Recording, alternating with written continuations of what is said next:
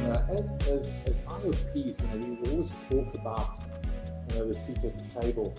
And I think, we're on the call. There's a lot of young aspiring IOPs, and we find ourselves in this position now where we are tasked with creating psychological safety.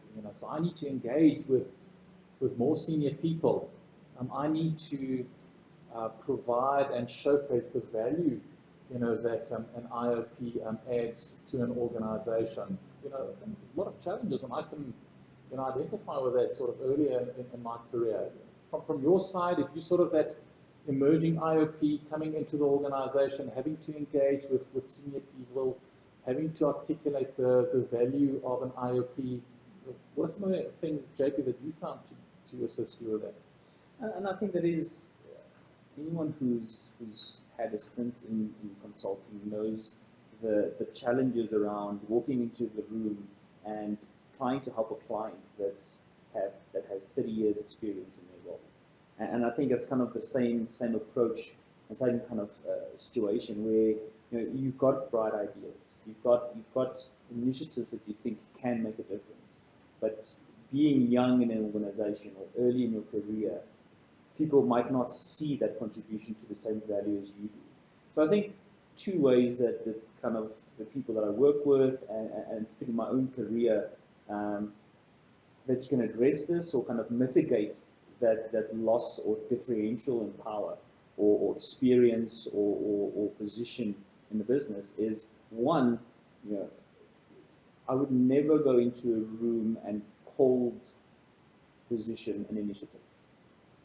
I would always make sure before that session happens, I've engaged with the stakeholders that are going to be in that room, position the initiative ahead of time, understand what their concerns and maybe frustrations are, and make sure that they understand the initiative that I'm trying to do. So if I'm going to try and develop psychological safety in the business, a lot of people need to understand that concept. A lot of people need to understand what that means practically. So before I walk into the room and I'm pitching my initiative to the group and saying, this is what I'm going to be doing, building psychological safety, I'll first make sure that I've engaged with those stakeholders ahead of time. Make sure they understand the initiative. Make sure they buy into the initiative. And then when I walk into the room, I know out of the 10 people sitting there, I've got 8 people already on my side. Then the 2 or 3 that question or drive or try and derail the initiative actually doesn't have to contend just with me in the room. They will contend with other people in the room that might have a different power dynamic. So that's kind of the one way. And the second way that I've seen is, a lot of young people they've got bright ideas, I've studied, if I'm an IOP many years, and I want to move in and I want to bust the initiative into the space. And I think a key initiative or a key concept to grasp is, you have to be, and I know this term is used a lot, but you have to be the hardest worker in the room. So you have to show that you've developed and you're working and you're contributing, and that people can actually think of you as someone that's to a certain extent done the work behind the initiative. It's not just this high level conceptual kind of idea, but you do the work and they see you day in and day out grafting and doing the work that needs to be done, so that by the time you want to pitch an idea, you've won the respect of the people in the room. And one of the questions here is, how do I command respect in a situation? And I think no one ever commands respect in a situation. They actually win the respect in that situation. They've done the work, they've done the experience, they've done the grafting behind it to be able to have an opinion in that situation. So I think a key thing there is, one, make sure you've lobbied and you've engaged and you've built the relationship necessary before you pitch the idea, so that the conversation in the room is not around the detail, but how do we actually run this, and what support do you need, not like questioning the detail. And then secondly, respect also comes from people seeing you do the work, seeing you put in the time, seeing you put in the effort.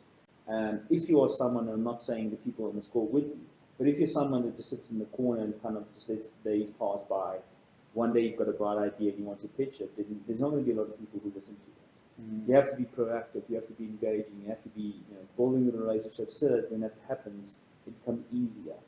Because not all initiatives are easy to pitch. Yeah, I think I fully support that. What you shared now is a sort of tactic that I personally also apply, and probably still apply. Especially if so I'm highly introverted by nature. So if I go to a networking event, I do a hell of a lot of research beforehand. Identify people, identify conversation starters with certain people, certain conversation angles, and it's similar in a meeting environment. Is that lobbying before the session? It's almost like you get authority and credibility through the power of association, within a business. And for that, you need to be keenly aware of the power dynamics. I've gone as far as when I wanted to pitch an idea or propose a solution. Let's say you go with a senior person into that meeting, you agree up front that, look, I will do this part, but it's better suited for you to do that part of the presentation, because that is where it carries most weight. And you then also need to be okay to play second fiddle, even though it might be your idea. Okay, if you want to be in the limelight all the time, you can get there. But as a new IOP and a new organization, you need to, in your stripes, as you say, lobby beforehand, be aware of power dynamics, get people to second you back your ideas, have them actually present your ideas on your behalf. That's something that I also personally found to work quite well in those types of environments. And the one thing I want to add here is, that lobbying and that positioning beforehand is also a dipstick. Like if you present to 10 of the people and all 10 say they hate the initiative, then you have to have awareness to then say, okay, but am I actually pitching the right idea? Before I even walk into the room, am I actually on the right track before I present this? Yeah. And go and have the maturity to then say, okay, well, maybe my idea isn't as brilliant as I think it is, or marketing and selling, have I positioned the idea correctly in the language and the brand that people understand and they can actually buy into it? A key thing about pitching initiatives or working within the business is, we've got a lot of jargon. Yes, I just wanted to say that. As any industry has, and use the language of your audience that you're presenting to. Use the language and the word and the vocabulary and the positioning of the sentences as much as you want to sound smart in the room. That's not the idea that you're trying to get across. You're trying to get the initiative solved. You're trying to get the initiative going, and then use the language you need to use to get it there. Use the phrases and the metaphors and the stories that resonate with the people in the room, even if you're lobbying beforehand. So one, if you get fired back or people are not interested, check your initiative. Is it making sense? Two, if it still makes sense and it is appropriate, am I using the right branding? Am I using the right sales around this? Am I resonating with my audience on the other side to make sure that they actually buy into what you're trying to achieve? Because naturally people are more comfortable with the status quo than change. Yeah. So any new initiative, any new thing that you're positioning fundamentally to a person means I need to change. And I need to be comfortable and I need to buy in and I need to be sure that what you're doing is actually going to work. What you're presenting has been thought through and it's not going to flop 3 months into the